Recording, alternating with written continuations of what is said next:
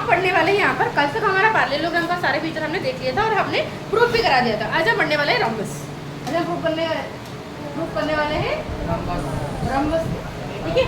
Okay, जो rhombus है ये है क्या, मतलब ये कैसे क्वाड्रिलेटरल को हम रम्बस बोलते हैं, इसका क्या क्या फीचर है, क्या ये भी एक पैरेललोग्राम है या फिर हम कुछ और देखते हैं सारी चीज़ें, ठीक है। ये जो रम्बस वर्ड है बेटा, ये रम्बस वर्ड का मतलब कैसे अजीब नाम नहीं है, लेकिन रम्बस ये कैसे नाम दिया, कौन दिया, क्यों दिया, फालतू का है कि नहीं, फालतू का नाम दे दिया। ओके, नहीं फालतू नहीं है, रम्बस वर्ड है, ये आया हुआ है ग्रीक वर्ड, ये आया हुआ है ग्रीक वर्ड रम्बोस से, ठीक है, रम्बोस से है, रम्बोस से। और इसका मीनिंग क्या होता है, इसका मीनिंग होता है थिंग दैट स्पिन्स, ठीक है, एक ऐसा चीज है जो खुद के चारों तरफ स्पिन करता है। तो स्पिन तो देखे होंगे, स्पिनर देखे नहीं हो, स्पिनर देखे नहीं हो, तो इसी तरीके से तो थिंग दैट स्पिन्स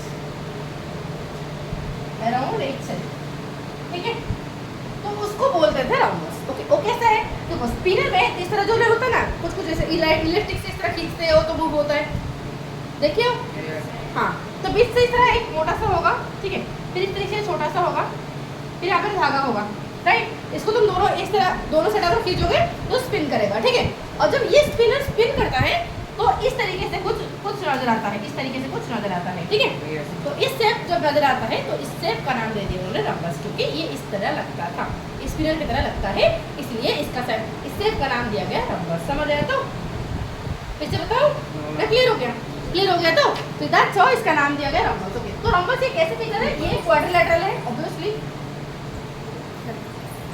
ये क्वाड्रिलेटरल है, ये क्वाड्रिलेटरल है तो ऑब्वियसली इसके चार साइड तो होगा, चार एंगल तो होगा ही, दो डायगोनल तो होंगे ही है, इसमें कोई टेंशन की बात है ही नहीं। तो इसमें और क्या खासियत है मैम, देखो इसमें क्या होता है, पैरेललोग्राम में तुमने जो देखा, पैरेललोग्राम में तुमने जो देखा, जैसे कि क्या क्या देखा पैरेललोग्राम में, कि अपोजिट एंगल्स आर सेम, तो यहाँ पर हम लिख सकते हैं कोई दिक्कत नहीं, opposite angles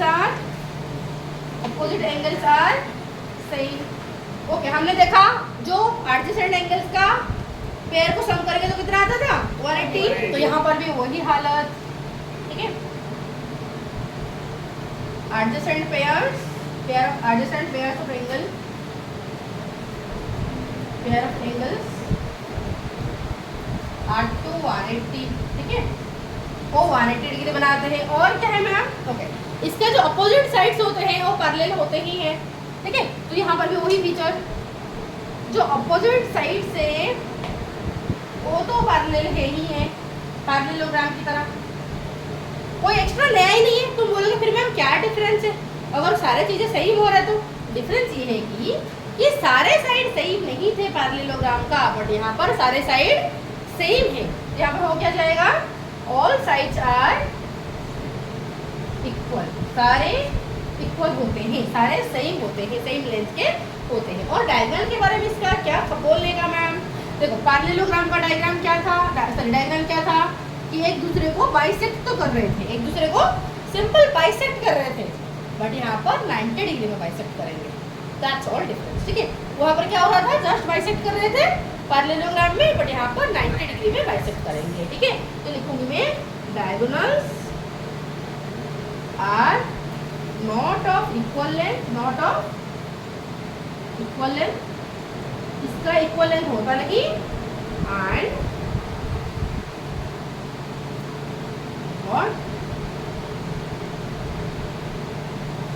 perpendicularly bisect each other, ठीक है। भले ही ये एक दूसरे को, मतलब एक दूसरे का बराबर नहीं होते, लेंथ बराबर नहीं होता, but still they perpendicularly bisect each other. फटाफट इसे लिख लो। तो अब इसके सारे फीचर को हमें प्रूफ करना है, बट प्रूफ करने से पहले एक बार मुझे बताओ, अपोजिट एंगल देखो, क्योंकि हमारा पैरेललोग्राम में भी बिल्कुल यही हो रहा था, रम्बस में जो पैरेललोग्राम में वही, तो क्योंकि मैं पैरेललोग्राम में प्रूफ कराई हूँ अपोजिट एंगल्स कैसे सही होते हैं, तो वो प्रूफ भी यहाँ पर एप्लीकेबल है, तो no need to do extra वाला। पैरेललोग्राम का प्रूफ जो पैरेललोग्राम में हमने प्रूफ कराया था, अपोजिट एंगल्स सही कैसे होते हैं, रम्बस में भी बिल्कुल वैसे। आज यहाँ पर मैं जस्ट लिख दी हूँ, आज पैरेललोग्राम, आज पैरेललोग्राम की तरह, ठीक है। और ये भी पैरेललोग्राम की तरह, क्लियर, ओके। ये अपोजिट साइड से पैरेलल, ये भी पैरेललोग्राम की तरह, ठीक है। और ये तो सिर्फ हमने पैरेललोग्राम में थोड़ी ना कराया, ये तो हमने रेक्टेंगल पे भी प्रूफ कराया है, ये तो हमने स्क्वायर में भी प्रूफ करा के रखा है, तो ये भी हो जाएगा। ऑल साइड्स आर इक्वल, ये किसकी तरह, स्क्वायर की तरह। स्क्वायर में हमने प्रूफ कराया था सारे साइड्स इक्वल होते हैं, ठीक है, ये स्क्वायर की तरह। ये diagrams are not of equal length but perpendicularly bisect, okay. Perpendicularly bisect और कहाँ होता था, स्क्वायर में होता था कि नहीं, तो यहाँ पर भी उसी स्क्वायर की तरह, ठीक है। तो डन, इसका कुछ एक्स्ट्रा वाला प्रूफ कराना ही नहीं पड़ेगा, क्लियर, डन। अब चलते हैं बुक का क्वेश्चन आंसर को, एग्जैक्टली। अब जो रंबस है, इस रंबस का तुम देखो, एक स्क्वायर जो है बेटा, एक स्क्वायर को मैं रंबस कह पाऊंगी, क्यों, क्योंकि रंबस कहलाने के लिए क्या चाहिए, सारे साइड क्या चाहिए, इक्वल होना चाहिए, अपोजिट एंगल क्या होना चाहिए, सेम होना चाहिए। क्या स्क्वायर में ऐसे हो रहा है कि नहीं, बताओ। रंबस में क्या चाहिए भाई, रंबस कहलाने के लिए सारे साइड इक्वल होना चाहिए। क्या स्क्वायर में ऐसे है, बताओ, स्क्वायर में भी सारे साइड इक्वल है कि नहीं। रंबस कहलाने के लिए अपोजिट एंगल सेम होना चाहिए। क्या यहाँ पर अपोजिट एंगल सेम नहीं है, यहाँ पर तो सारे एंगल सेम है। तो क्योंकि रंबस का सारे प्रॉपर्टी स्क्वायर में दिख रहा है, रंबस का सारे प्रॉपर्टी स्क्वायर में दिख रहा है, तो मैं क्या बोल पाऊंगी, एक स्क्वायर इज ऑल्सो रंबस, बोल पाएंगे, क्योंकि रंबस के सारे प्रॉपर्टी स्क्वायर में है, तो मैं बोलूँगी square is also rhombus. But क्या स्क्वायर का सारे प्रॉपर्टी रंबस में दिख रहा है, नहीं, तो मैं नहीं बोल पाऊंगी रंबस इज ऑल्सो है, सॉरी स्क्वायर इज, मैं बोलूँगी स्क्वायर इज रंबस, मैं नहीं बोलूँगी रंबस इज स्क्वायर। समझ रहे हैं कि, क्योंकि रंबस का सारे प्रॉपर्टी स्क्वायर में पाया जाता है, स्क्वायर का सारे प्रॉपर्टी रंबस में नहीं पाया जाता है, तो मैं लिख पाऊंगी स्क्वायर इज ऑफ, बोल पाएंगे कि नहीं, ठीक है। अब मुझे बताओ, ओके, पैरेललोग्राम होने के लिए क्या चाहिए, पैरेललोग्राम होने के लिए अपोजिट साइड्स सेम होना है, अपोजिट साइड्स सेम होना है कि नहीं। तो क्या स्क्वायर में इस तरह नहीं हो रहा है, क्या स्क्वायर में अपोजिट साइड सेम हो रहा है कि नहीं, बताओ, हो रहा है कि नहीं, हो रहा है, ओके। पैरेललोग्राम में और क्या चाहिए, एडजेसेंट एंगल मिलके क्या होना चाहिए, 180 होना चाहिए, यहाँ पर भी हो रहा है 180, कोई दिक्कत, 90 + 90 180 हो रहा है कि नहीं, ओके। और क्या चाहिए, पैरेललोग्राम का अपोजिट एंगल क्या है, इक्वल है, तो यहाँ पर नहीं है, ये 90 ये 90 इक्वल है, तो मतलब एक पैरेललोग्राम का सारे फीचर स्क्वायर में पाया जा रहा है। तो अगर एक पैरेललोग्राम का सारे फीचर स्क्वायर में पाया जा रहा है, तो क्या मैं स्क्वायर को एक पैरेललोग्राम भी बता पाऊंगी, है कि नहीं, बताओ। कैन आई से कि each square is a parallelogram, क्योंकि पैरेललोग्राम का सारे फीचर स्क्वायर में पाए जा रहे हैं, बता सकते हैं। तो उस हिसाब से, ओके, तो ये मैं बता सकती हूँ, ठीक, उसी तरह बताओ मुझे रेक्टेंगल होने के लिए क्या चाहिए, रेक्टेंगल होने चाहिए अपोजिट साइड क्या होना चाहिए, बराबर होना चाहिए, अपोजिट साइड क्या होना चाहिए, पैरेलल और बराबर होना चाहिए, ठीक है। क्या स्क्वायर में ऐसे नहीं दिख रहा है, स्क्वायर में अपोजिट साइड बराबर है कि नहीं, बताओ, बराबर है, और रेक्टेंगल होने के लिए और क्या चाहिए, ऑल एंगल 90 डिग्री होना चाहिए। क्या स्क्वायर में है रहा है, वो सारे हो रहा है कि नहीं, हो रहा है। तो क्या मैं बता पाऊंगी each square is also rectangle, but each rectangle is not a square, बता पाऊंगी कि। तो जो स्क्वायर है बेटा, ये पैरेललोग्राम भी है, ये स्क्वायर भी है, सॉरी ये रेक्टेंगल भी है और ये रंबस भी है। तो इसलिए इसको मैं ऐसे दिखाऊंगी, कैसे दिखाऊंगी, वेन डायग्राम में। ये मेरा बीच का स्क्वायर है, ये मेरा बीच का स्क्वायर, ठीक है। तो ईच स्क्वायर, मैं बोलूंगी ईच स्क्वायर इज अ क्या, रेक्टेंगल। तो ये सारे स्क्वायर रेक्टेंगल के अंदर आएंगे, बट सारे रेक्टेंगल स्क्वायर नहीं है। रेक्टेंगल का सारा हिस्सा स्क्वायर के अंदर आया क्या, नहीं, बट स्क्वायर का सारा हिस्सा रेक्टेंगल के अंदर आया क्या, आ गया, ठीक है। तो इस तरह में यहाँ पर लिख दी मैंने रेक्टेंगल, ठीक है, ओके। मैं बोली जो सारे स्क्वायर है वो रंबस भी है, तो जो सारे स्क्वायर है वो रंबस भी है कि नहीं।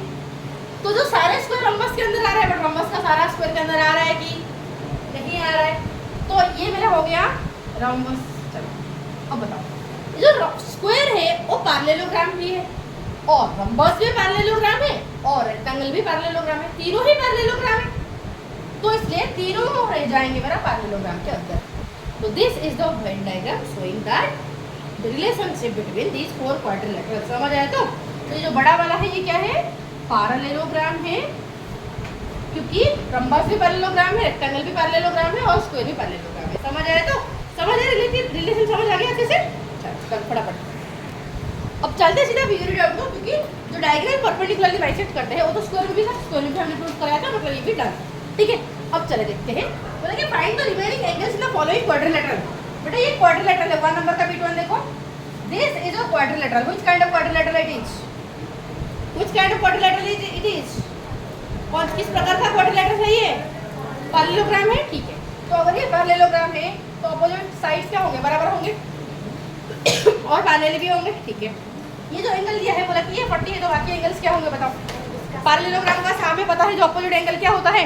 उसका सामने वाला भी 40 होगा और उसका अपोजिट एंगल्स क्या होते हैं? अपोजिट एंगल्स हमारा क्या होते हैं? इक्वल होते हैं। तो इसलिए मैं ऐसे लिख दूंगी। फॉर एग्जांपल इसका नाम मैंने कुछ दिया है, क्या नाम? हाँ दिया है क्या? PEAR। Okay, PEAR। ठीक है, ओके। तो ओके, अब देखो जरा, ये जो है तो इस तरह से मुझे समझ आ चुका है। तो एंगल P जितना होगा एंगल A होगा। क्यों? मैं लिख दूंगी angle P equal to angle A हुआ है बेटा, क्योंकि opposite angles of parallelogram, opposite angles of parallelogram को मैंने P लिख दिया। ठीक है, तो इसलिए एंगल A भी हो जाएगा हमारा 40 डिग्री। ठीक है, हमें पता है पैरेललोग्राम का एडजेसेंट एंगल्स का सम क्या होता है? 180 होता है। तो इन दोनों का सम क्या हो जाएगा? 180 होगा। तो मैं लिखूंगी एंगल R, मैं लिखूंगी angle R plus angle P equal to 180 degree.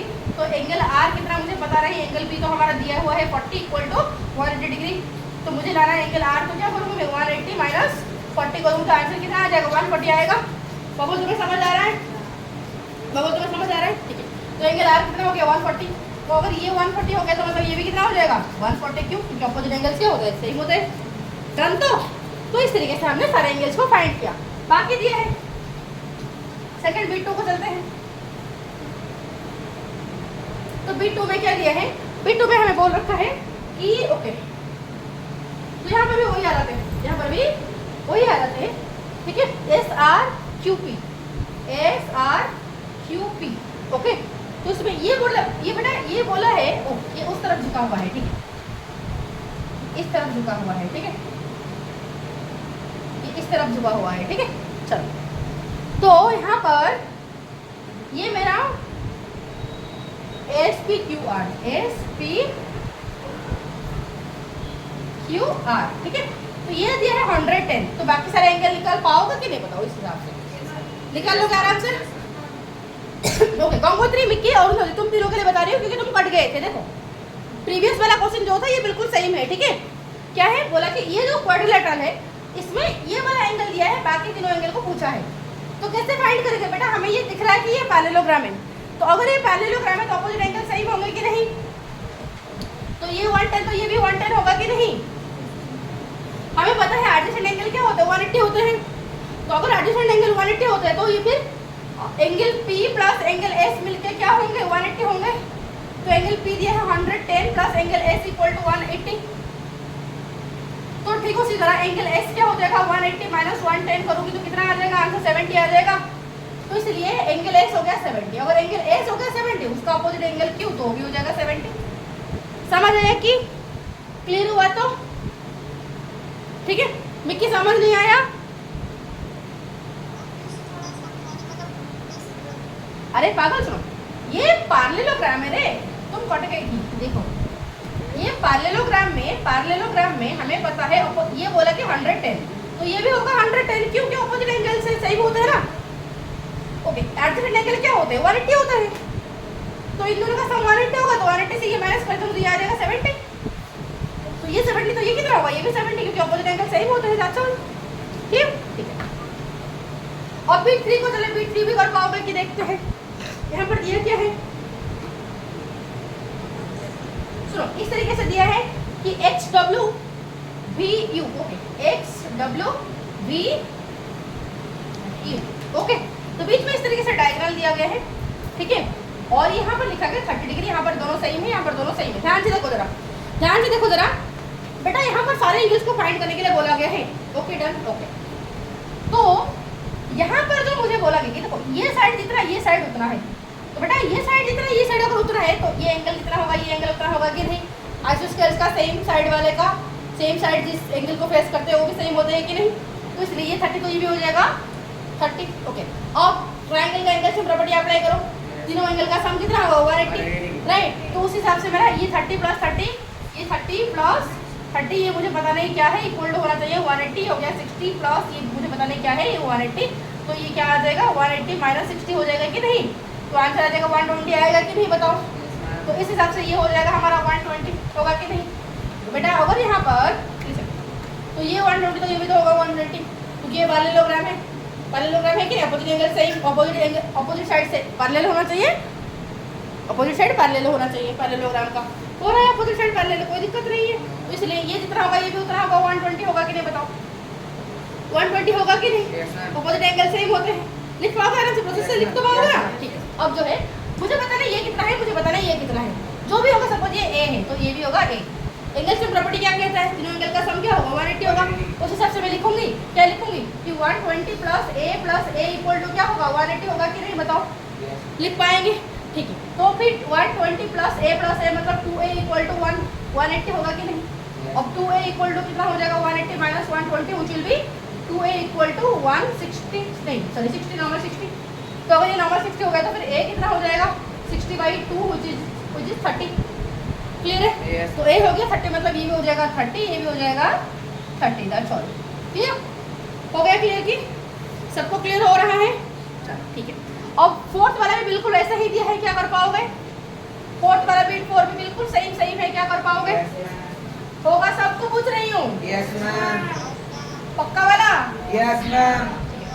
चलो क्वेश्चन नंबर 2 देखो, तो क्वेश्चन नंबर 2 में क्या बोला है कि यूजिंग द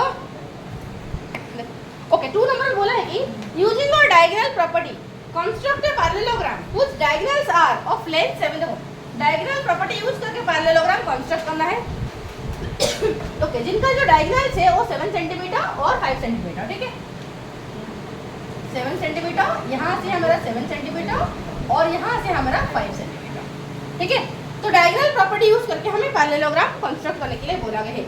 ओके, और intersect are the angle of 140 degree, और ये डायगोनल्स के बीच में जो एंगल बन रहा है वो कितना है 140, कितना है तुम्हारा 140 डिग्री। मैम कैसे बनाएंगे इसे, कैसे बनाएंगे, हमें कुछ आइडिया नहीं पता चल रहा है, कुछ आइडिया हमें पता नहीं चल रहा। देखो ये आ रहा है, कुछ आइडिया आ रहा है कैसे कंस्ट्रक्ट करें, कुछ आइडिया आ रहा है। देखो सिंपल सी क्या कर सकते हैं, पहले ये जो डायगोनल है पहले उस डायगोनल को ले जाओ, इस डायगोनल को लेना है 7 सेंटीमीटर, आराम से ले पाओगे स्केल से, कोई दिक्कत है। ओके, फिर हमें पता है कि पैरेललोग्राम का डायगोनल एक दूसरे को मिड पॉइंट में इंटरसेक्ट करते हैं, है कि नहीं। तो अगर मिड पॉइंट में इंटरसेक्ट करते तो दूसरा वाला डायगोनल आके इसका मिड पॉइंट क्या है, जो कि 3.5 कहां पर 3.5 सेंटीमीटर में इंटरसेक्ट करेगा कि नहीं भाई, बोलो आखिर इसको इंटरसेक्ट करेगा कि नहीं, इसका आधा में बिल्कुल 3.5 में इंटरसेक्ट करेगा कि नहीं बताओ। तो क्या करोगे 7 सेंटीमीटर का बिल्कुल बीच वाला ले जाओगे, ठीक है। बीच वाला लेके क्या करोगे, यहाँ पर बोला कितना डिग्री है 140 डिग्री, यहाँ पर क्या करोगे 140 डिग्री कंस्ट्रक्ट करोगे, क्या करोगे कर पाओगे, कर पाओगे 140 डिग्री इस तरीके से कंस्ट्रक्ट करोगे, ठीक है। ओके, करने से हमें पता है ये कितने सेंटीमीटर का होगा 5 सेंटीमीटर, तो 5 सेंटीमीटर यहाँ 2.5 यहाँ 2.5 होना चाहिए। तो करना क्या, लेना 2.5 यहाँ ऐसे मार्क कर देना, 2.5 यहाँ ऐसे लेके मार्क कर देना, अब जोड़ दो सबको, इस तरीके से सबको जोड़ देने का हो गया पैरेललोग्राम।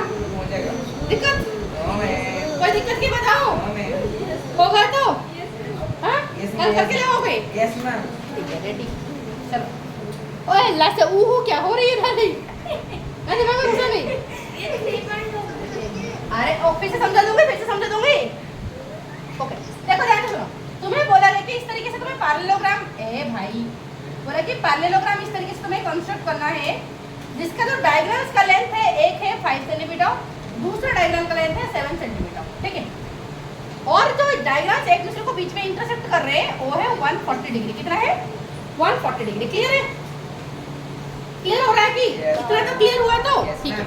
अब बोला जा रहा है कि पहले तो हमें ये कंस्ट्रक्ट करने से पहले दिमाग में ये रखना चाहिए कि डायगोनल्स पैरेललोग्राम का डायगोनल्स एक दूसरे को बीच से काटते हैं, बिल्कुल बीच से, समझ रहे तो बिल्कुल बीच से काटते हैं, ये उसको बीच से फाड़ता है वो उसको बीच से फाड़ता है, कोई किसी से कम नहीं है। वो बोला कि मैं तुम्हें बीच से फाड़ देता हूँ, वो बोला कि मैं भी, कोई दिक्कत नहीं, कोई कमी नहीं है, सेम सेम, समझ रहे तो ठीक है। तो ये अगर ये बीच से जा रहा है तो फिर ये जितना लेंथ होगा ये उतना लेंथ होगा कि नहीं, दे बताओ, होगा कि नहीं? तो ये पॉइंट जो है ये भी तो बीच है इसका, तो ये जितना होगा ये उतना होगा कि नहीं बताओ? क्या बोलते हो, सहमत हो, एग्रीड हो? Yes. हाँ ठीक है। चलो अब इसको कंस्ट्रक्ट करने के लिए क्या करेंगे, पहले लंबा वाला डायगोनल लेने का, तो बोलोगे हम छोटा वाला लेंगे, कोई दिक्कत नहीं, ले जाओ, कोई दिक्कत नहीं, आराम से शॉर्टर वाला डायगोनल भी ले सकते हो, कोई दिक्कत की बात है ही नहीं। ठीक है, मेरा मन किया मैंने लिया 7 सेंटीमीटर, किसी को कोई दिक्कत की ले लिया। हमें पता है जो दूसरा डायगोनल जाएगा कहीं तो जाएगा बीच में, राइट? जाएगा ना, नहीं बीच में इसको काटेगा, और बीच में काटेगा तो कौन सा बीच वाला पॉइंट हो तो निकालो। 7 का हाफ कितना होता है? 3.5। तो करना क्या है, 3.5 इस तरह लेके बीच में इस तरह मार्क करते रहो, मार्क कर दोगे, ठीक है? और उसी मार्क पर प्रोट्रैक्टर रख के यहाँ पर कितना कंस्ट्रक्ट करोगे, इस तरीके से 140 डिग्री। कितना यहाँ पर प्रोट्रैक्टर ऐसे रखोगे, तो यहाँ पर प्रोट्रैक्टर रख के यहाँ पर 140 डिग्री इस तरह जहाँ पर मार्क हुआ इस तरह कंस्ट्रक्ट करोगे। कर पाओगे कि नहीं? इस पॉइंट पर 140 डिग्री हो पाएगी कि नहीं? होगा ना? ओके। अगर ये हो गया 140 डिग्री तो कोई चिंता की बात नहीं है। ये तो हमने लिया था 7, ये कितना होना चाहिए इन टोटल? 5 होना चाहिए। तो 5 है तो यहाँ पर 2.5, यहाँ पर 2.5 होना चाहिए कि नहीं? तो स्केल में इस तरह मार्क कर देना राउंडर में, 2.5 में यहाँ पर मार्क करो, 2.5 में यहाँ पर मार्क करो, कर सकते हो कि नहीं बताओ? अब सारे पॉइंट को जोड़ना है तो जोड़ो, जोड़ने की तो काम है, जोड़ने की तो काम है। हो गया पैरेललोग्राम? क्या बात है, मिक्की समझ आ गया कि? रेडी रेडी, चलो अब क्वेश्चन नंबर 3 है। क्वेश्चन नंबर 3 बोलता क्या है?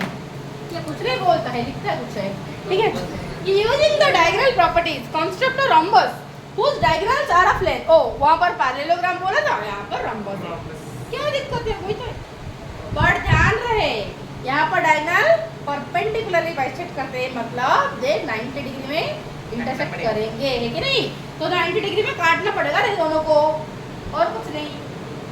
देखो बोला कि इस तरीके से रंबस हमें कंस्ट्रक्ट करना है कि एक डायगोनल का लेंथ तुम्हारा होगा 5 सेंटीमीटर, दूसरा का कितना होगा 4 सेंटीमीटर। जी कोई परेशान नहीं है, इसको कंस्ट्रक्ट करो।